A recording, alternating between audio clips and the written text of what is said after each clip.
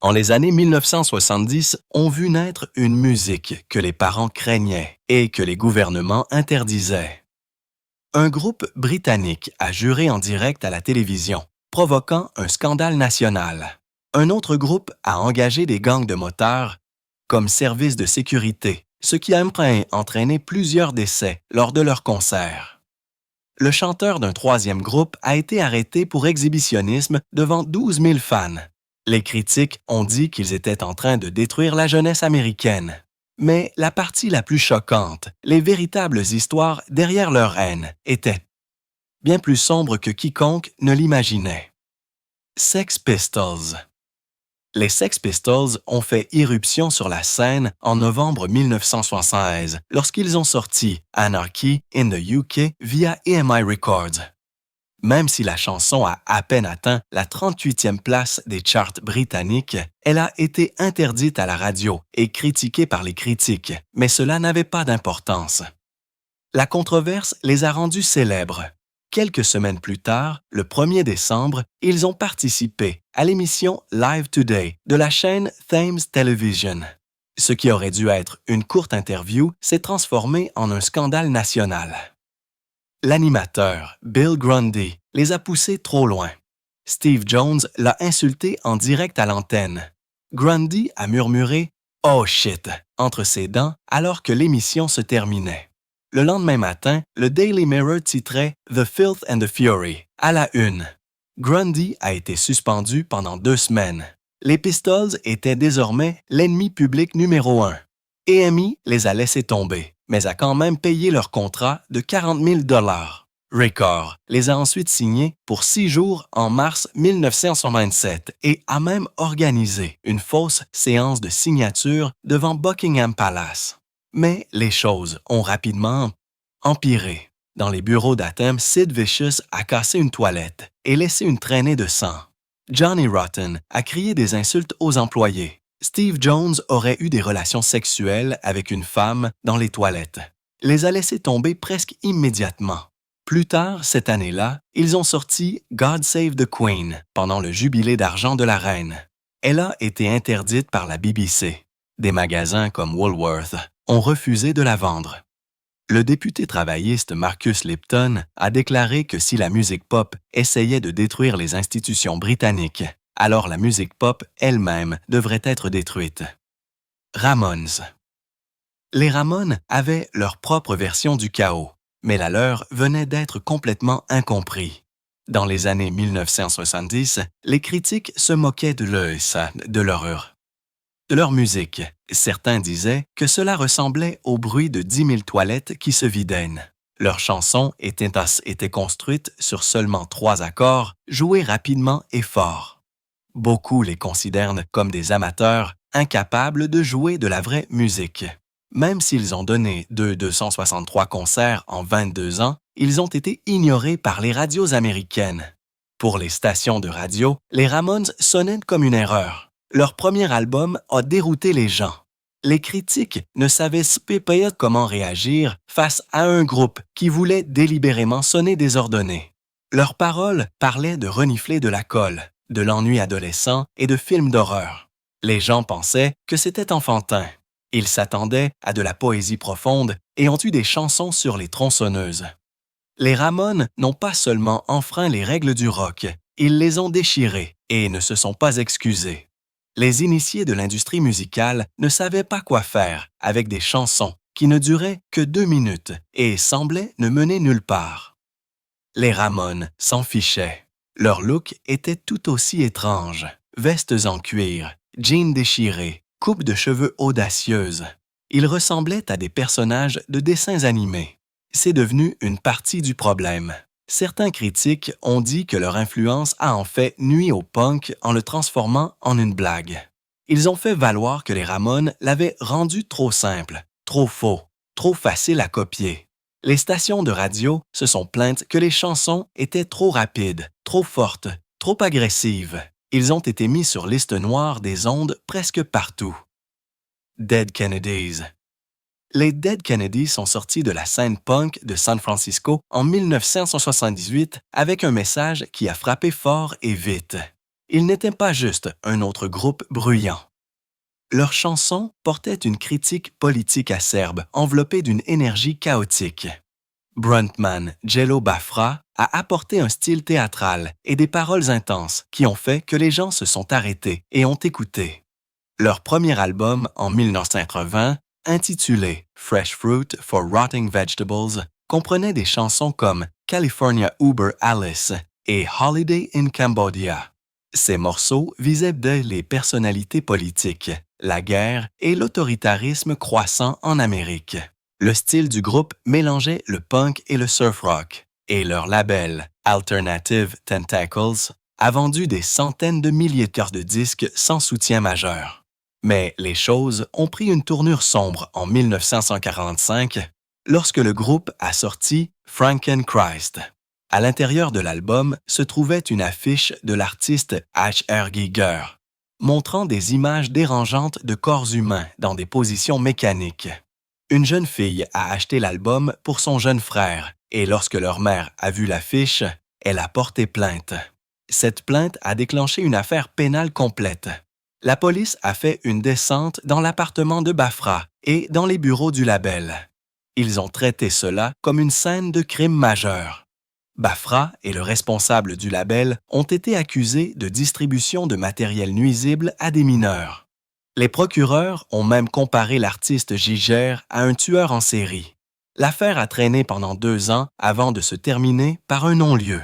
Même si Biafra n'a pas été reconnu coupable, le bilan financier a presque ruiné le label et a contribué à la dissolution du groupe en 1986. Black Sabbath. Black Sabbath a commencé à Birmingham en 1968 sans avoir l'intention de déclencher une controverse.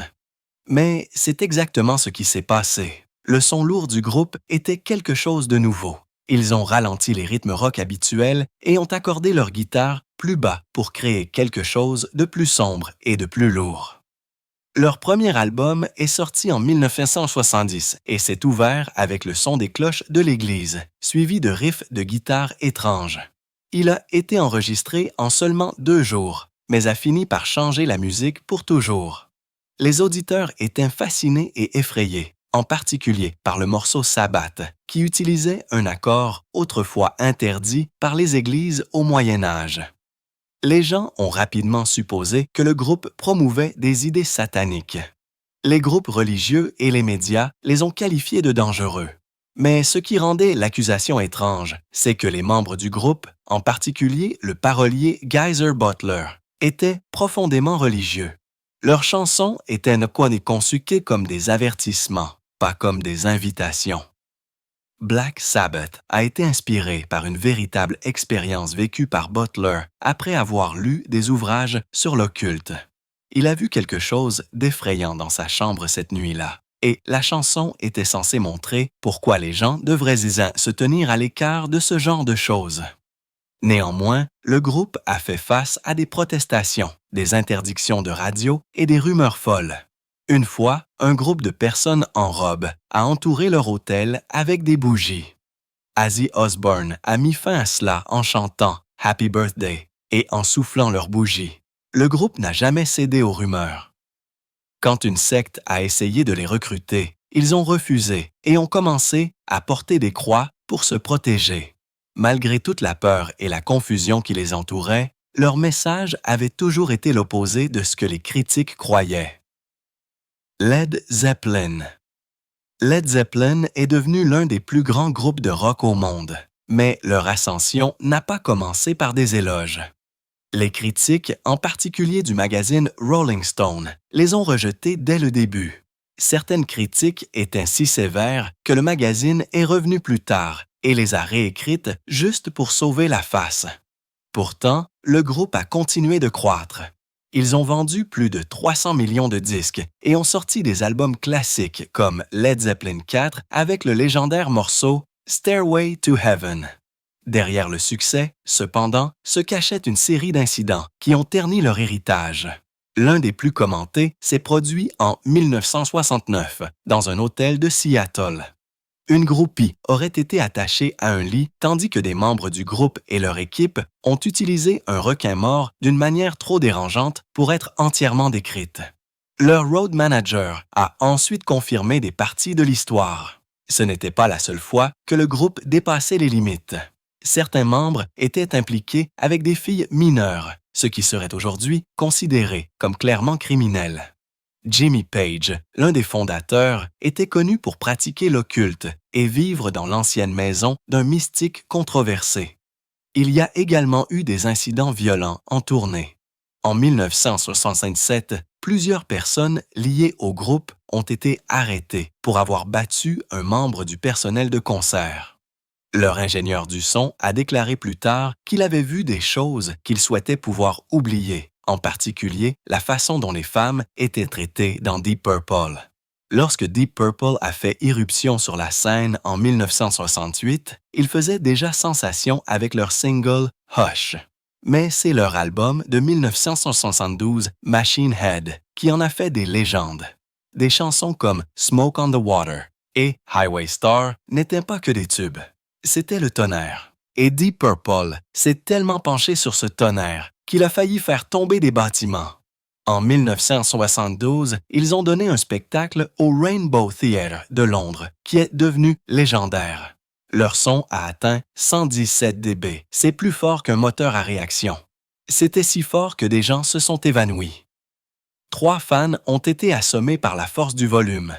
Il ne s'agissait pas seulement d'un choc. Le groupe pensait que le son lui-même faisait partie de l'expérience. Il fallait que cela fasse trembler les murs. Il fallait que ce soit accablant. Ils ont utilisé un système Marshall de 10 000 watts qui a poussé les limites jusqu'à ce que les salles commencent à les interdire pour avoir endommagé la propriété. Les plafonds se sont fissurés. Les spectacles ont été interrompus. Guinness y a même cessé de répertorier le groupe le plus bruyant du monde à cause d'eux. Alice Cooper. Alors que Deep Purple faisait trembler le sol avec le son, Alice Cooper transformait les scènes en cauchemars. Son ascension a commencé par un moment qui n'était pas du tout prévu.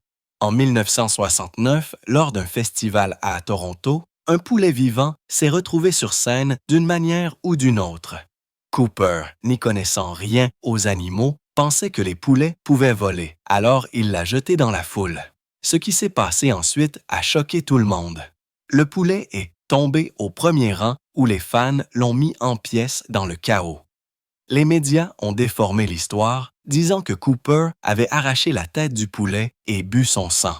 Lorsque Frank Zappa l'a appelé le lendemain, il a dit à Cooper de ne pas le nier. Ce moment a transformé Alice Cooper en le visage du shock rock. Peu de temps après, ces pestacés et spectacles n'étaient plus seulement de la musique. C'étaient des films d'horreur. Il a simulé des exécutions sur une chaise électrique. Il a mis en scène des pendaisons. Il s'est même produit avec un boa constrictor vivant enroulé autour de lui. À un moment donné, il a chanté une chanson intitulée « Dead Babies » tout en découpant des poupées sur scène. Il a affirmé plus tard que c'était censé être un message anti-maltraitance infantile. Cela n'avait pas d'importance pour le public. Les gens étaient furieux. Les gouvernements l'ont interdit. Au Royaume-Uni, des manifestants ont essayé de l'empêcher d'entrer dans le pays. Un militant britannique l'a même qualifié de pire chose qui ait frappé la Grande-Bretagne depuis la Seconde Guerre mondiale. Aux États-Unis, des groupes religieux l'ont attaqué, le qualifiant de satanique. Malgré l'éducation chrétienne de Cooper et ses affirmations selon lesquelles il n'a jamais rien promu d'anti-religieux. Kiss, quand ils sont apparus en 1973, les gens ne savaient pas quoi penser. Ils ressemblaient à des démons en cuir. Avec leur maquillage noir, leurs pointes et leur spectacle sauvage, ils ont provoqué une panique morale. Presque du jour au lendemain, Gene Simmons a craché du sang. La guitare de Paul Stanley a tiré de la fumée. Des explosions ont secoué la scène. Les rumeurs se sont répandues comme une traînée de poudre. Certains ont affirmé que le nom Kiss signifiait « Nights in Satan's Service », « Nuit au service de Satan ». D'autres croyaient que jouer leur disque à l'envers révélait des messages maléfiques secrets. Les écoles ont interdit leurs t-shirts. Les villes ont interdit leurs concerts. Même les magasins de disques ont refusé de vendre leurs albums. Pour certains, il semblait que le groupe traînait le mal sous les projecteurs. Les choses sont devenues encore plus étranges en 1977. Cette année-là, Kiss a sorti une bande dessinée Marvel. Elle a été imprimée en utilisant du vrai sang. Chaque membre du groupe a donné une fiole et l'encre a été mélangée avec. Les fans ont adoré. Les critiques ont été horrifiés. Mais la frontière entre le gadget et l'obsession a commencé à s'estomper en coulisses. Gene Simmons a affirmé avoir couché avec près de 5000 femmes et avoir pris des polaroïds de chacune d'elles. Lorsqu'il s'est finalement marié, il a brûlé les photos lors d'un coup publicitaire. Son comportement a soulevé de sérieuses questions sur le pouvoir, la vie privée et le respect. Le drame personnel du groupe ne s'est pas arrêté là. Le guitariste Ace Frehley a déclaré plus tard que Simmons avait pelotté sa femme lors d'un événement de label de disques. Elle voulait porter plainte, mais Frehley l'a convaincu de ne pas le faire. Même les journalistes n'étaient pas en sécurité. Dans une interview, le groupe a refusé de parler à moins que le journaliste n'enlève son T-shirt Iron Maiden et ne le retourne à l'envers. MC5 s'est formé à Detroit en 1965. MC5 a canalisé le chaos des rues en un son brut. Lorsque la Convention nationale démocrate de 1968 a éclaté en violentes manifestations, ils ont joué en plein milieu, les guitares hurlant pendant que la police s'affrontait aux manifestants. Leur manager a fondé le White Panther Party pour soutenir les Black Panthers et a ouvertement appelé au renversement du gouvernement américain. Pour le FBI, ce n'était pas de la musique, c'était une menace et ils ont surveillé de près. Leur premier album est sorti en fanfare. Kick Out the Jams incluait un juron non filtré dans sa première ligne. Ce seul mot a fait retirer tous leurs labels des grands magasins Hudson. En réponse, le groupe a publié une publicité pleine page disant FK Hudson's à côté du logo d'Elektra Records. Elektra les a immédiatement laissés tomber. C'était le 16 avril 1969. À partir de ce moment, MC5 est devenu plus un mythe qu'un groupe interdit. Le FBI a conservé un dossier si épais qu'il était censé être accompagné d'un avertissement de blessure au dos. Le vice-président Spiro Agnew a affirmé qu'il faisait partie d'un complot communiste. Leurs photos promotionnelles les montraient tenant de vraies armes. Leurs notes de pochette affirmaient qu'ils étaient la révolution elle-même. Le guitariste Wayne Kramer a finalement été envoyé en prison fédérale pour trafic de drogue. Et même alors, cela n'a fait qu'ajouter à leur réputation de groupe de rock le plus dangereux d'Amérique, Frank Zappa. Frank Zappa s'en est pris à la société avec une arme différente, son esprit. Il ne se contentait pas de jouer de la musique. Il l'a utilisé pour se moquer de tout ce qui l'entourait. En 1968, il a sorti We're Only in It for the Money et il a attaqué la foule Peace and Love avec toute sa force. Zappa ne faisait pas confiance à la contre-culture. Il ne faisait pas non plus confiance au gouvernement et il ne lui faisait pas confiance non plus. Lorsque le Royal Albert Hall de Londres a demandé ses paroles avant un spectacle, il leur a envoyé le matériel le plus explicite qu'il avait. La salle l'a interdit sur le champ. Les titres ont explosé à travers le Royaume-Uni. C'est devenu plus étrange. En 1986, l'album Jazz from Hell a été affublé d'un label de conseil parental, même s'il ne contenait pas un seul mot. Zappa n'a pas été surpris. Il a témoigné devant le Congrès en 1935, qualifiant les efforts de censure de ridicules et accusant les fonctionnaires d'essayer de nettoyer la musique à des fins politiques. Il ne s'est pas retenu. Il croyait que les mots n'étaient pas dangereux, mais que la peur des mots l'était. Même Saturday Night Live l'a interdit après qu'il ait animé l'émission en 1978, disant qu'il était trop difficile. Mais c'était le but. Zappa ne voulait pas être aimé. Il voulait réveiller les gens. The Stooges en 1969. Le premier album de The Stooges a frappé comme une brique à travers une fenêtre. Des albums comme Funhouse et Raw Power ne se sont pas beaucoup vendus, mais ils ont jeté les bases du punk des années avant que quiconque n'utilise ce mot. Les spectacles d'Iggy Pop étaient du pur chaos. Au Cincinnati Pop Festival, quelqu'un lui a lancé un pot de beurre de cacahuète. Il l'a étalé sur sa poitrine sans sourciller. C'était doux en 1971 lors d'un spectacle intitulé The Murder of a Virgin. Il a demandé si la foule voulait voir du sang. Puis, il a fait mis en sorte que Ron Asheton, vêtu d'un uniforme nazi, le fouette sur sa scène. Il a même crié des insultes à un membre du public noir dans l'espoir de provoquer une bagarre. Parfois, il s'ouvrait et saignait partout sur la scène. D'autres fois, il titubait, défoncé, couvert de beurre de cacahuètes et de gelée, marmonnant des bêtises après avoir sniffé du PCP. Ce n'était pas de la rébellion d'école d'art, c'était quelque chose de plus sombre. New York Dolls. New York Dolls est sorti du Lower East Side comme un coup de poing pailleté au visage. En 1973, leur premier album a à peine percé les charts. Leur deuxième a fait encore pire. Mais l'apparence comptait plus que les ventes. Ils portaient des talons hauts, des perruques géantes, des jarretières et du maquillage maculé qui les rendait plus dangereux que glamour. Ils ressemblaient au chaos et jouaient comme lui aussi. Leur spectacle était des carnavals d'effondrement. En tournée en Angleterre, le batteur Billy Mercia a fait une overdose et est mort. Cette tragédie n'a pas ralenti le cirque.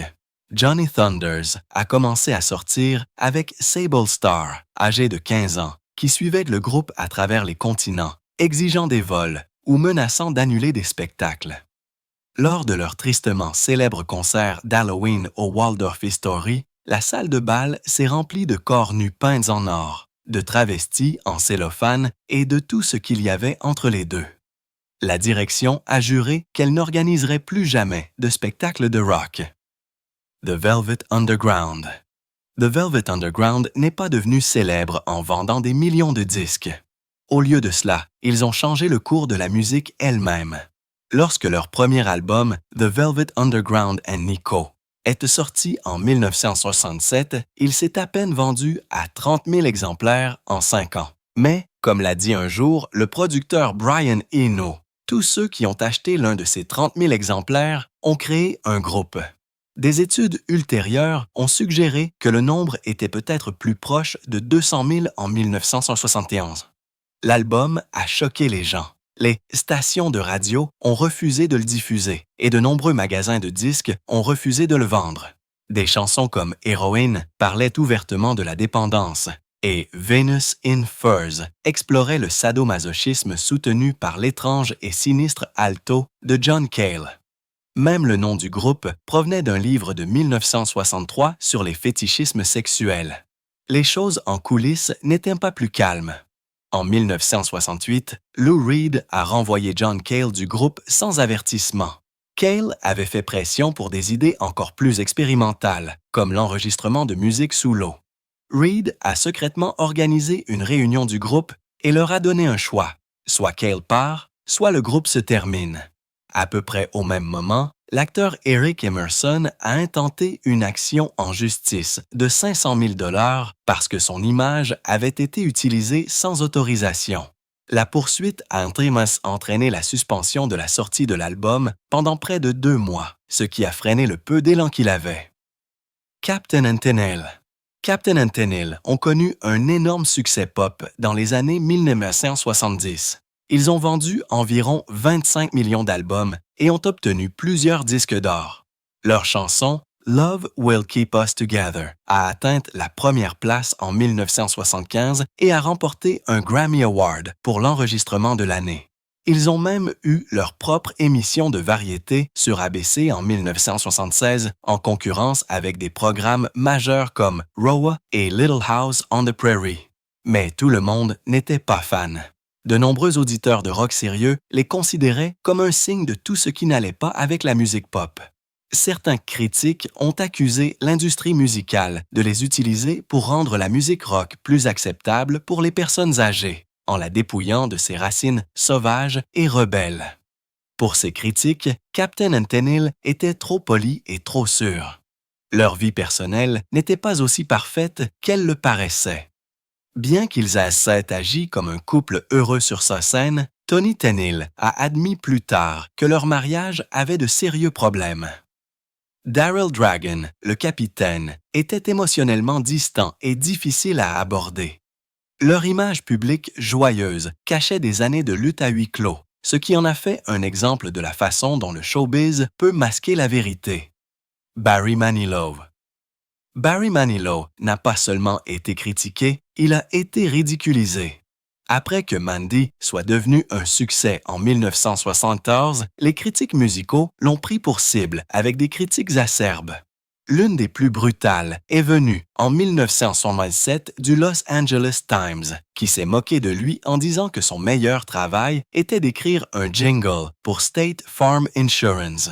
Les blagues ont continué à pleuvoir.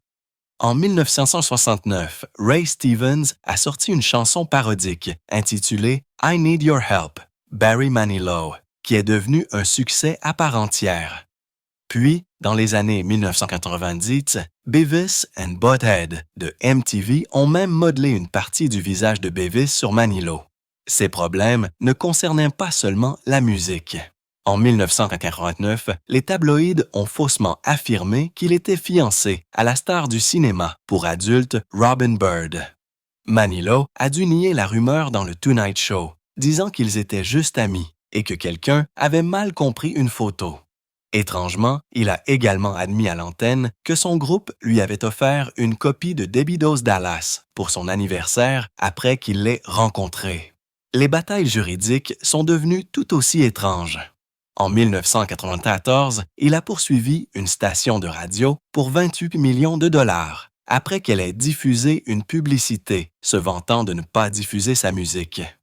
Un an plus tôt, un juge l'avait poursuivi en justice, affirmant qu'un concert avait causé des dommages auditifs permanents.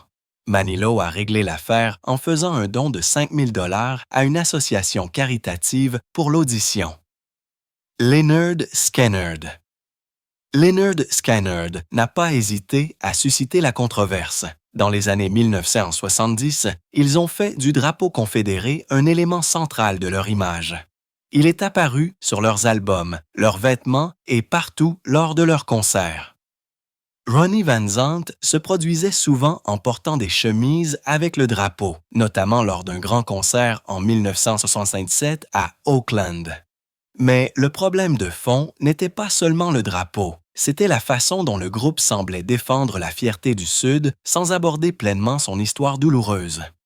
Dans leur tube de 1974, Sweet Home Alabama, ils ont inclus des lignes que beaucoup ont interprétées comme une défense du gouverneur George Wallace, connu pour son soutien à la ségrégation. Les paroles semblaient également critiquer les personnes bouleversées par le scandale du Watergate de Nixon. Cela a provoqué un affrontement direct avec Neil Young. Young avait sorti des chansons comme Southern Man et Alabama, dénonçant le racisme dans le Sud. Skynyrd a riposté dans Sweet Home Alabama en chantant « J'espère que Neil Young se souviendra d'un homme du Sud. Je n'ai pas besoin de lui dans les parages. » Quoi qu'il en soit, Van Zandt a déclaré plus tard que Young dépeignait injustement tous les sudistes de la même manière. La relation du groupe avec le drapeau confédéré n'a cessé de changer. En 2012, le guitariste Gary Rossington a déclaré qu'il cesserait de l'utiliser, admettant qu'il était devenu un symbole blessant. Mais, après que les fans aient réagi avec colère, ils ont inversé leur décision et l'ont remise en place. Certains fans se sont moqués d'eux en ligne, suggérant que le groupe s'était vendu ou avait perdu son identité sudiste. Ce qui a surpris beaucoup de gens plus tard, c'est la vérité derrière l'utilisation du drapeau. Ronnie Van Zant a admis qu'il s'agissait à l'origine d'une idée de marketing de la part d'une maison de disques. Même si le groupe savait que le drapeau offensait les gens, ils ont continué à l'utiliser pendant des années. Rossington a dit un jour qu'il ne se souciait jamais de blesser les sentiments de qui que ce soit. Et les journaux de l'époque rapportaient souvent des bagarres de bar lors de leurs spectacles. Les Rolling Stones. En 1969, les Rolling Stones étaient devenus l'un des plus grands groupes de punk de rock au monde, juste derrière les Beatles en termes d'influence. Leur image rebelle et leurs chansons à succès, comme Satisfaction et Painted Black en avaient des sauces avaient fait des stars mondiales. Mais la célébrité avait un côté sombre. Leur style de vie sauvage et leurs controverses croissantes allaient bientôt se transformer en de véritables problèmes qui les suivraient pendant des années. L'un des moments les plus dommageables est survenu lors du concert gratuit d'Altamont le 6 décembre 1969. Il était censé être une version de Woodstock de la côte ouest et a eu lieu à l'Altamont Speedway à Tracy, en Californie. Environ 300 000 fans se sont présentés. Le groupe a pris la décision choquante d'engager le Hells Angels Motorcycle Club comme service de sécurité. Ils ont été payés avec seulement 500 $ de bière. Les choses ont rapidement dégénéré. Les Hells Angels ont commencé à attaquer les fans avec des queues de billard et des chaînes de vélo. Le pire moment est survenu lorsque Meredith Hunter, 18 ans, une adolescente noire, a été poignardée à mort par Alan Passaro, membre des Hells Angels, alors que le groupe jouait Under My Thumb. Cela s'est produit juste devant la scène. 3 autres personnes sont mortes ce jour-là, dont une par noyade et 2 dans un accident de voiture. La réaction a été immédiate et brutale. Les critiques ont déclaré que les Stones encourageaient la violence et le déclin moral. Le journaliste musical Joel Selvin a déclaré que le groupe agissait comme des pirates, prenait ce qu'il voulait et laissait le chaos derrière lui. Le groupe est resté silencieux par la suite. Keith Richards a déclaré plus tard que c'était un cauchemar, mais n'a pas pris beaucoup de responsabilités. Et les problèmes ne se sont pas arrêtés là. En 1967, des accusations de drogue ont conduit à des peines de prison pour Mick Jagger et Richards. Puis, en 1976, une publicité pour leur album Black and Blue mettait en scène une femme attachée et meurtrie, ce qui a déclenché des manifestations féministes et a forcé l'arrêt de la campagne. The Doors. The Doors sont devenus célèbres à la fin des années 1960 avec leur son sombre et puissant. Des chansons comme Light My Fire et Break On Through en ont fait des héros de la contre-culture. La présence scénique sauvage du chanteur Jim Morrison lui a valu le surnom de « Roi Lézard », mais son comportement imprévisible allait bientôt tout faire s'effondrer. Le tournant est survenu le 1er mars 1969 lors d'un concert au Dinner Key Auditorium à Miami. Morrison s'est présenté ivre et en retard après avoir manqué des vols.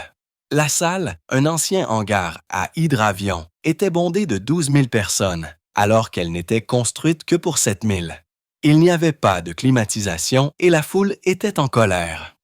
Morrison a insulté le public, les traitant d'idiots et d'esclaves. Il a enlevé sa chemise et a fait des mouvements suggestifs derrière elle, demandant si la foule voulait en voir plus.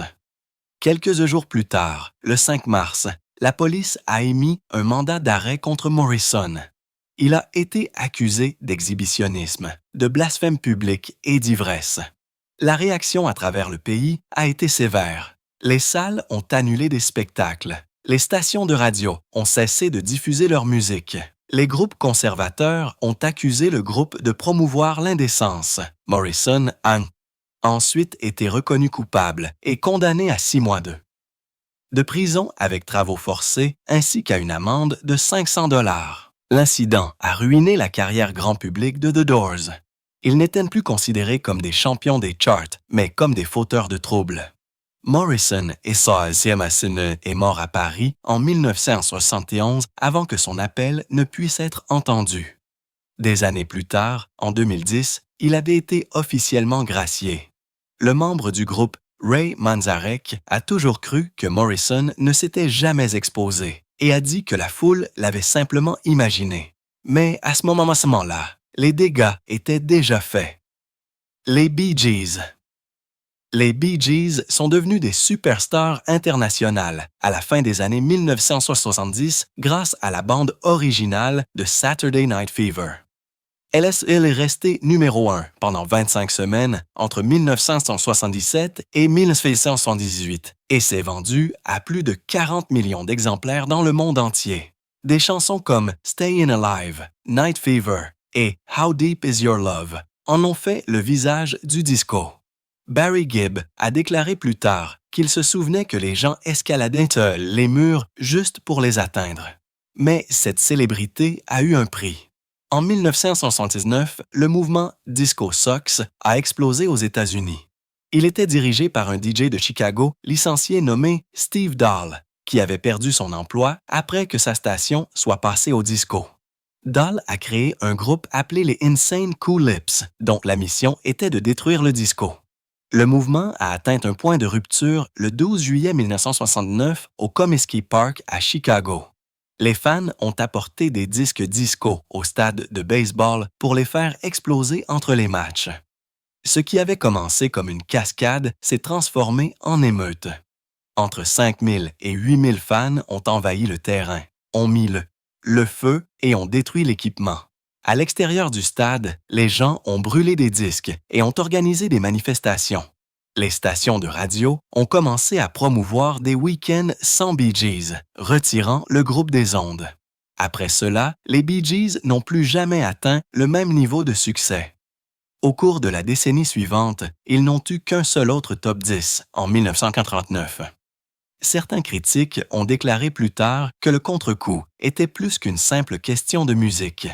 Dave Marsh de Rolling Stone a écrit qu'il avait des racines racistes et homophobes ciblant la musique populaire auprès des auditeurs noirs, latinos et homosexuels.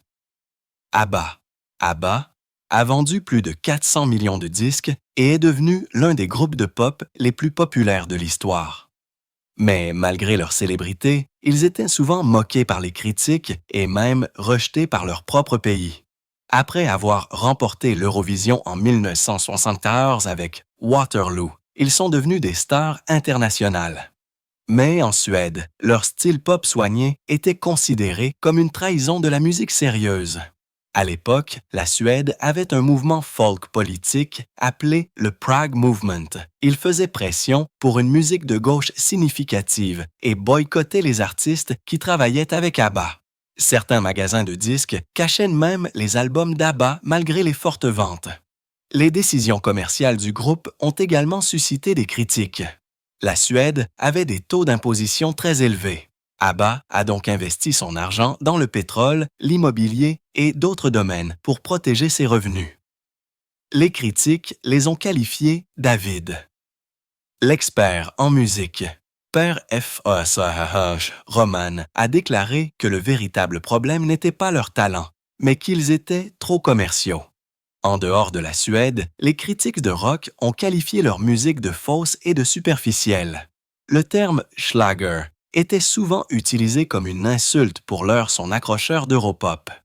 Même si des artistes célèbres comme Pete Townshend ont fait l'éloge de leur écriture et que John Lennon a montré de l'admiration, les journalistes posent toujours des questions insultantes.